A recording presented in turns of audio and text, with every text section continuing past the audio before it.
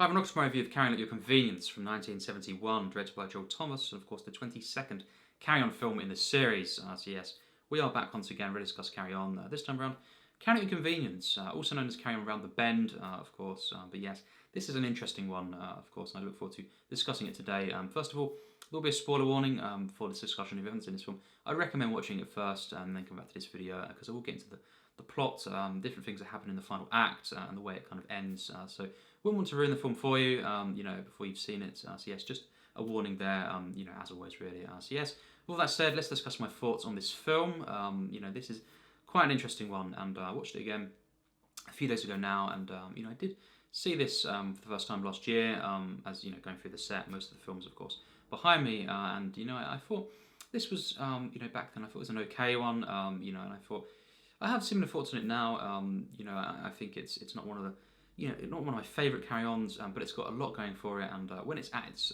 best in the film, it's definitely very, very solid, and I think actually some really good moments, some standout sequences that I really do like a lot, and I think one of the main things that lets it down is the general plot, and just when it gets into more of the plot, it's kind of a bit bogged down in it, and it's not as enjoyable, it's not as charming, and it's not the usual carry-on, comforting feeling that I get personally. But yes, the main, scenarios concerning this ceramics factory and W.C. Boggs and Son. Obviously, Kenneth Williams, as we know, is the owner here, and Boggs, W.C. Boggs, and of course the son is Richard O'Callaghan, and it's a really, really nice thing to see Kenneth Williams playing the father of Richard O'Callaghan, and it's just kind of this film that has a lot of characters.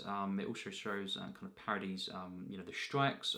Vic Spanner, of course, he is the one that kind of leads this, and it's spoofing this kind of a very silly parody on that, and general the factory, and also we have this kind of sequence which I do love. Towards the end of the film, we have this kind of trip out, and all of the characters kind of there, most of them, and just having fun there. So yeah, it's a very interesting film. It sets up the film very nicely. It's quite easygoing, I would say. And in the middle of the film is when the plot heavy stuff happens, and it kind of goes off, and then as we go into the final act, it does pick up again. I feel when they kind of go on that trip that I've mentioned to the seaside, and it's a really, really nice moment, and it's almost a tribute really to a lot of the Carry On films, you could say, and it plays a lot of the music as well, music cues from Camping as well as Doctor and stuff like this, and also Carry On Loving, it's got a bit of that, the kind of the music, of that couple that was in that, and it's kind of reworked into this and expanded upon, and it's just a very, very nice sequence. We do have as well one of the main roads, for Carry On Camping, and also it was used in Carry On Behind as well, so that's really cool, and it does play the music there as well.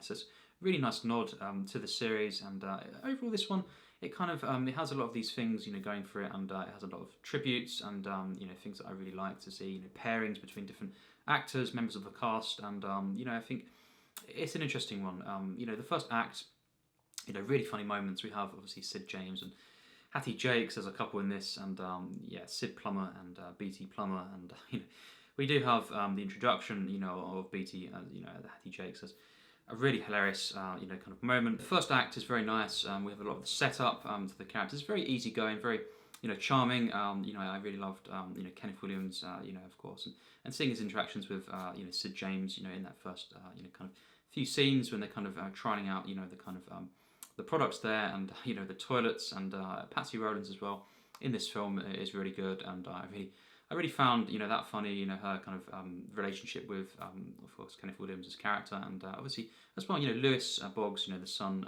played by Richard O'Callaghan, of course. Just seeing the father-son dynamic is very nice and really cool, and just seeing as well the setup to Hattie Jacques' character, of BT. One of the funniest things, without a doubt, in this film is the kind of plot with the budgie, and how she's very she's the interactions between Hattie Jacques and the budgie, when she's kind of talking to it and trying to get it to talk, is absolutely hilarious, and obviously Sid James, his reactions, is priceless to her, and just saying to shut up basically, throughout the film, and of course when we get to the point where you know, we start to you know, the budgie is predicting the bets and getting them right, that's when it all changes. Of course, Sid James, as we know, Sid Plummer, you know, kind of he catches on to this and he thinks he can use this to his advantage and kind of use the budgie to predict the upcoming bets to actually, you know, win, of course, on the bets. And you know, it's just hilarious kind of you know, wacky plot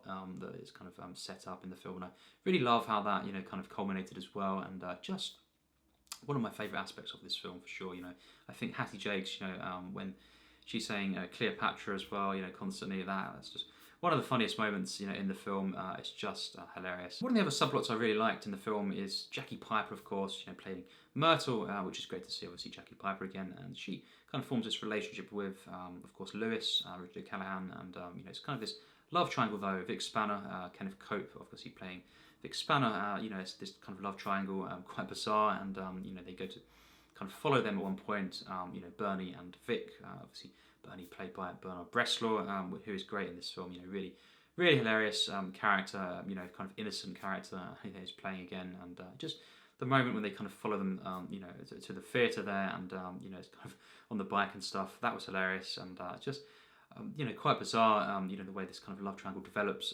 You know, and it kind of goes on throughout the film, and you know, in the end, it culminates in a way that, you know, was quite a little bit messy. You know, not quite perfect there with the way it kind of culminates, and I wasn't really sure how to feel, you know, in the way some of the characters are treated, you know, in the final act. But you know, it's just silly fun, really, some of this film, and it's not one of the ones that's really, you know, I think of all the aspects, you know, working, you know, fully, but for what it, you know, is, I think there's so many things to take from this individually, you know, and I think it does, you know, it's a bit of a messy film at times. That's what I'm trying to say.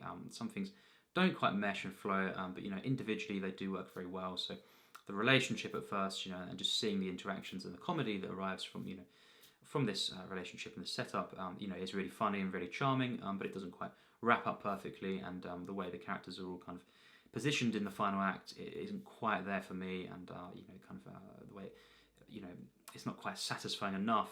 But you know, I do think, you know, that one of the highlights I've mentioned is the trip out. You know, I really love this sequence. You know, just all the characters, they get drunk.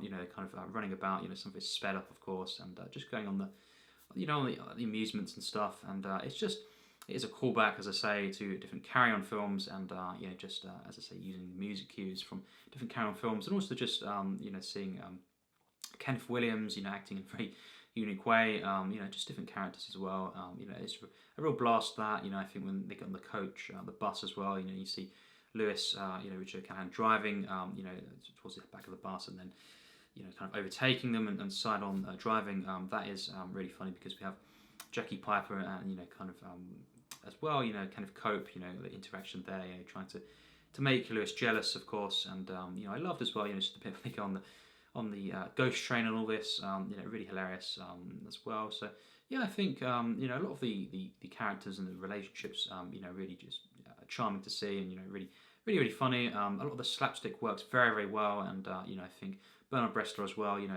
is one of the highlights in the film. You know, as well, I do enjoy how, you know, in the final act, it comes about, you know, the Bernard Bresslaw, you know, his character Bernie, you know, kind of forms this relationship with Margaret Nolan, so that was really nice as well, and I did enjoy as well Joan Sims in this film. We do have a scene though early on when, you know, thinking on it, that I wasn't big on, just, you know, in the factory, when there's this kind of speech going on from, you know, Vic Spanner, of course, you know, and just kind of a lot of the characters are kind of, you know, in the crowd, you know, such, you know, kind of sitting down watching. The audience, they're kind of reacting to everything he says, you know, him and Sid James as well, you know, just them standing about, you know, Bernard Bresslaw, and you know, it's just they're all laughing just constantly at all the kind of the double meanings and stuff. And it was a bit too much for me. I didn't really enjoy that. In fact, it wasn't very good at all. That kind of scene there didn't really work for me. It was just too much, and you know, just constantly the characters, you know, including Joan Sims's character, they were just kind of told to just laugh constantly, and you know, give, you know, reactions, responses to it, you know, kind of double meanings, and it didn't work for me. And that was one of the scenes that didn't work. And I think most of the film, you know, it flows nicely. You know, we go in between the different acts with ease, and there are some things in the plot that gets very bogged down. And you know, I will say I just don't really, you know, personally watch, you know, Carry On films, you know, for the kind of plot, this kind of plot, I guess. And you know, I just didn't watch these films, you know, for the characters, for the slapstick, for the, you know, just the British charm, you know, the comedy. in general, and because I love the cast and all the different regulars and what they do in different genres, and I think the Karen films sometimes get a little bit bogged down in the plot, and it kind of overtakes the comedy, the actual sequences there, kind of the way in which the films, kind of giving this enjoyability and just kind of escapist pieces. So I think this is one of the films that does get too bogged down in the plot, and I don't really watch carry-on films for this kind of plot. So that's just my response there, and I think when the film is just kind of working with the characters and showing different locations, kind of takes on general stuff, I do really enjoy it, and I think it is a very solid film overall.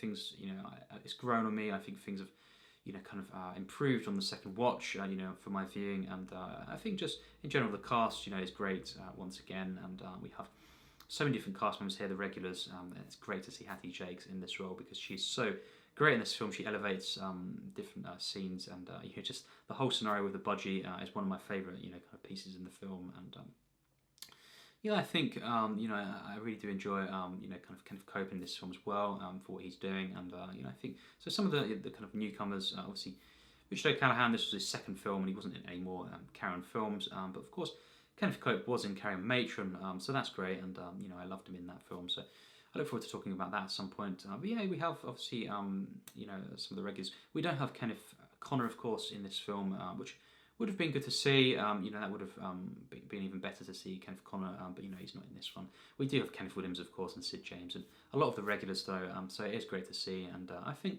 it's not one of my absolute favourites, but this film, Carrying Out Your Convenience, I do enjoy quite a bit. As I say, there's some real highs in this film. Some things that let it down at times, mainly just with the plot, and it gets a bit too bogged down. It's a bit kind of unengaging in places, but then really, with the comedy, with the slapstick, with the different scenarios, and the final act in particular, is absolutely hilarious, and some of my favourite, among my favourite, kind of carry-on moments, is that trip, just with particular characters. So yes, I do really enjoy this film, and overall, it's definitely a good, solid film in the Carry-On series. So overall, my rating for this film is a 70%. So dead on 70, very, very solid, and I just think this film, it has a lot going for it. I really do enjoy this one. I think, yes, at times, the plot and everything, the narrative holds it back a bit.